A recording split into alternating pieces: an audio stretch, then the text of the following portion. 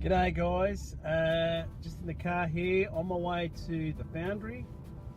It's not the foundry, bronze foundry, this is the silver foundry. Basically they make silver wire and stuff like that for jewellery and all sorts of stuff. And they're quite the technicians, and the last of their kind. We'll be there for today and we'll be casting up to 8 kilos of pure bullion silver. I can't wait. And it definitely is, by the way, the largest pure silver sculpture in the world at the moment. It's not a lot. I'm getting bigger, and eventually I want to do something absolutely huge. So this is definitely on the path, and I'm excited about today. All right, let's see how we go. Silver. Oh, we got already. Yeah. All right. Close her up.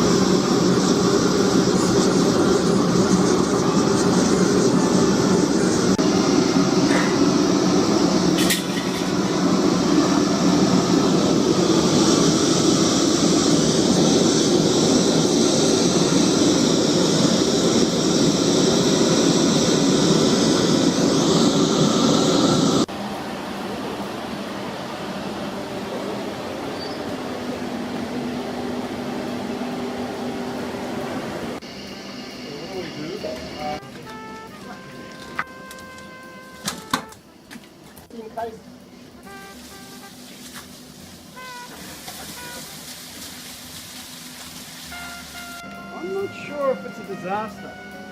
I'm thinking It's a different, it's not perfect. we're just going to go with it. It's all we can do.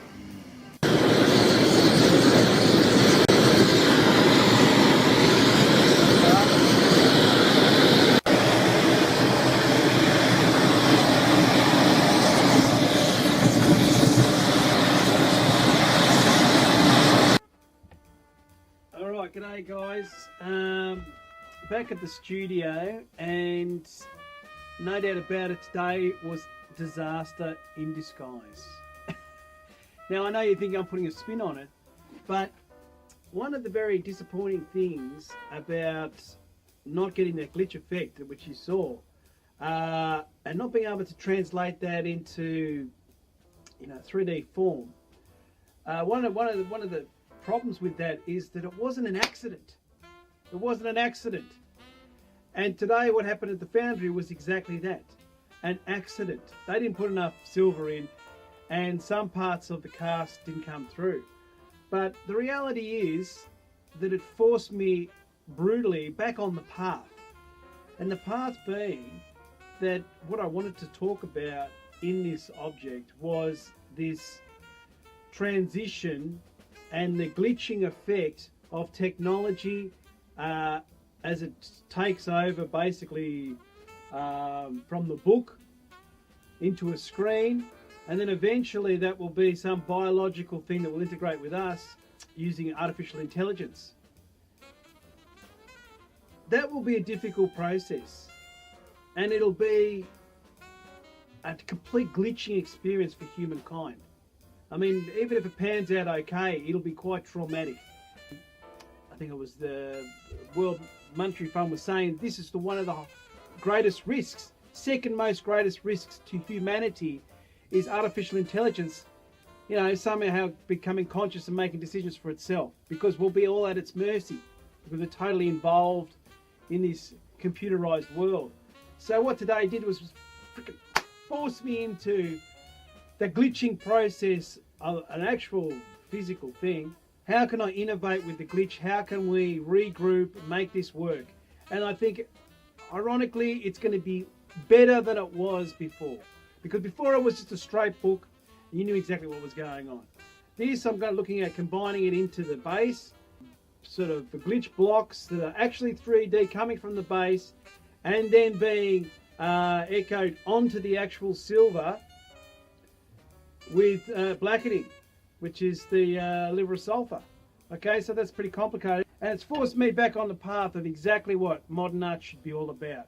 Really dealing with the cutting edge issues, and far out, I've had a hell of a day. We're back on the page. I'm just going to give you a shot of what it looks like now. You'll be shocked, but once I start polishing it up, I think you'll start to see what I mean. At least I hope I see what I mean. Alright, here it is in the polishing box, and I don't know if you guys can see how destroyed that looks. So, got a lot of work to do. I had a look at the lettering. One page was okay, the other page was terrible. And then I realised, let's just cut to the chase and do exactly what I was doing with the PNP paper, which was acid etching into copper. But what my partner does, she specialises in silver, and she does a lot of silver etching. She's taught me pretty much everything I know when it comes to silver, and particularly acid etching. I started to sand everything back off the book and stick on the PNP paper again and try and do it. Now, PNP paper is only ever done on a flat surface, so more risks under the pump. Now, this probably won't make a lot of sense to you guys, but that's going to go back into the acid etching bath again.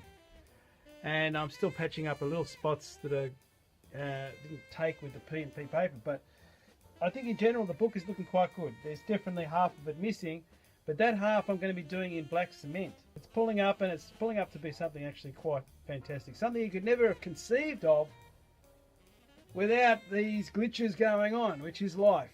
Alright, now let's have a look over here. What I've got here is I've made this foil surround, and I've basically siliconed all the edges up around this piece, around the lettering, so I can pour the acid into here and it'll eat the detail. Alright, let's have a look. It's about 9 o'clock at night, and I've had this in the bath for quite a while. You know, I think we'll just run with it, because the longer we leave it, the more it's going to eat in, and tomorrow morning it's going to be this real relief. And you can see there's all this glitching, there's some plants and all sorts of stuff. So, yeah. The next morning I pulled it out and it hadn't eaten into the silver at all. And I was even questioning if ferric nitrate actually does eat into silver, but it definitely does. And traditionally the way you do it is by putting it upside down. And the granulations, or even just the liquefied silver, drops down. And it needs to do that, otherwise it's just acid etching into the same thing, and it's not going to dig in. So basically I ripped into lifting it up, putting it onto a pot, cooked it all day long. High temp seems to work quite well, and it ate like nothing else. It's pretty high resolution on the text. I think it looks fantastic. I haven't polished it up yet. As I said in my initial proposal, we'll be glitching and sort of morphing into another sort of digital state, but really it's doing both. It's morphing into this digital state visually, and also the materials are morphing into each other. So, but anyway, I'll give you a look at this. It hasn't been polished at all. You can see there's the, at the moment it's just in the monster clay, and it's morphed into the book. And I'll be doing basically a mould of this plasticine area. Yeah, you can see it. I've got the monster clay. I'm going to do a rubber mould of that. And then we're going to put the book into the mould with the cement, and we're going to cast it all in the one go. so the cement will just literally fuse onto the silver.